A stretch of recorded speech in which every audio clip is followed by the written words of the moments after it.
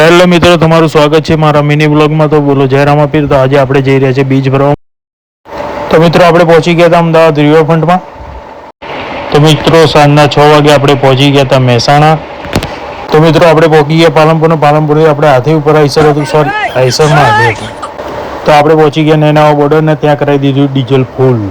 તો આપણે પહોંચી ગયા હતા સાચોર ને સાચોરથી ચડાવી દીધો ભારતમાલા હાઈવે. વાગી ગયા હતા 11:30 ને આપણે પહોંચી ગયા ભારતમાલા હાઈવે પર. ભારતમાલા હાઈવે પર ફૂલ ટ્રાફિક જામ.